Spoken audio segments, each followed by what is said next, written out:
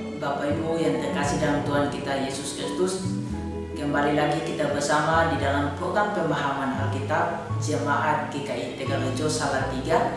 Dan hari ini kita akan sama-sama belajar dari surat Ibrani pasal yang pertama ayat 1 sampai ayat 4, dilanjutkan pasal yang kedua ayat 10 sampai ayat yang ke-12 dengan tema Allah berfirman. Saya akan memimpin kita dalam doa untuk memulai PA pada hari ini. Mari kita berdoa.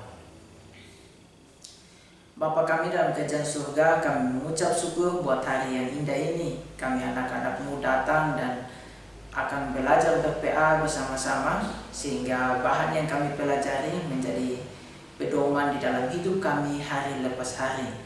Di dalam nama Yesus Kristus kami mengucap syukur atas segala anugerah yang Engkau berikan bagi kami, dan Roh Kudus terus menuntun kami agar kami boleh dimampukan untuk menjalani hidup kami hari lepas hari. Dalam nama Yesus Kristus, haleluya, amin. Baik Bapak Ibu yang terkasih dalam Tuhan kita Yesus Kristus, saya akan membacakan ayat firman Tuhan pada hari ini yang terambil di dalam Ibrani pasal yang pertama ayat 1 sampai ayat yang keempat, dilanjutkan pasal 2 ayat 10 sampai ayat yang ke-12. Setelah pada zaman dahulu Allah berulang kali dan dalam berbagai cara berbicara kepada nenek moyang kita dengan perantaraan nabi-nabi, maka pada zaman akhir ini Ia telah berbicara kepada kita dengan perantaraan anaknya yang telah Ia tetapkan sebagai yang berhak menerima segala yang ada. Oleh Dia, Allah telah menjadikan alam semesta. Ia adalah cahaya kemuliaan Allah dan gambar wujud Allah, dan menopang segala yang ada dengan firman-Nya yang penuh kekuasaan. Dan setelah Ia selesai mengadakan penyucian dosa, Ia duduk di sebelah kanan yang maha besar, di tempat yang tinggi, jauh lebih tinggi daripada malaikat-malaikat, sama seperti nama yang dikaruniakan kepadanya jauh lebih indah daripada nama mereka. Dilanjutkan pasal 2 ayat yang ke-10 sampai ayat yang ke-12. Sebab memang sesuai dengan keadaan Allah yang baginya dan olehnya segala sesuatu dijadikan, yaitu Allah yang membawa banyak orang kepada kemuliaan juga menyempurnakan Yesus yang memimpin mereka kepada keselamatan dengan penderitaan.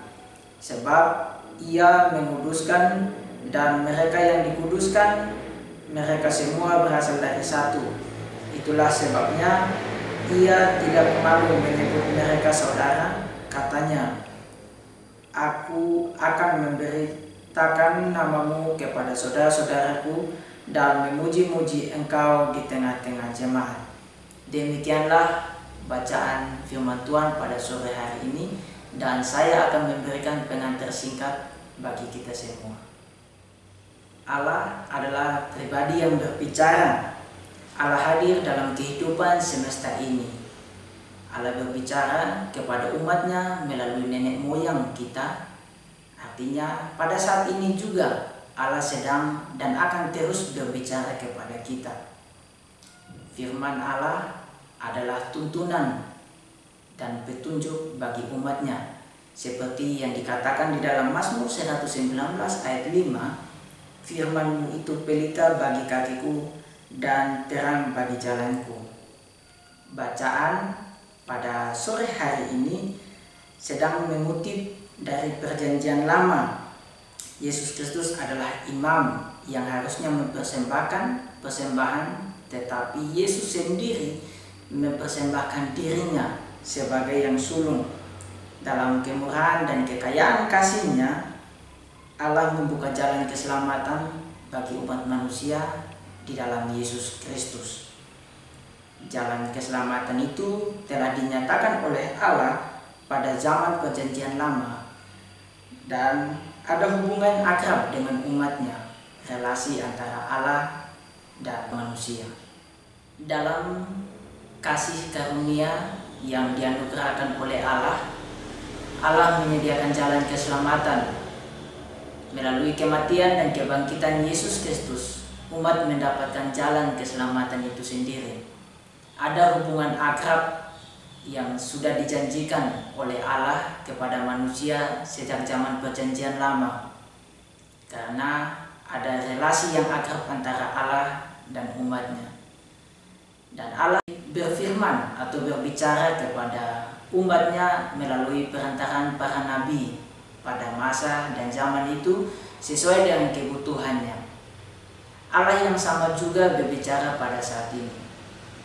Dan Allah yang berbicara pada masa lampau tidaklah berbeda dengan Allah yang berbicara atau berfirman pada saat ini. Sebab Allah yang sama tidak pernah berubah. Kuasa firman-Nya tidak luntur karena dibatasi oleh waktu dan lain sebagainya. Pada zaman dahulu Allah berfirman melalui para nabi, dan para nabi menyampaikan firman-Nya kepada umat sesuai kebutuhan. Tetapi pada zaman ini setelah kematian dan kebangkitan Yesus, Allah sendiri yang berbicara di dalam diri Yesus Kristus, sang firman itu sendiri. Kuasa kebangkitan Yesus Kristus dapat kita hayati di dalam hidup kita hari lepas hari. Kasih karunia melalui pengorbanan Yesus, Allah sendiri merendahkan diri menjadi korban untuk menebus manusia yang berdosa. Oleh karena itu, kasih yang Allah nyatakan dapat kita lihat di dalam diri Yesus Kristus. Sebab barang siapa yang percaya kepadanya tidak binasa, melainkan beroleh hidup yang kekal. Demikian pengantar singkat yang dapat saya sampaikan, dan kita sama-sama akan berdiskusi melalui grup info GKI Tegal Rejo. Selamat berPA, Tuhan Yesus memberkati.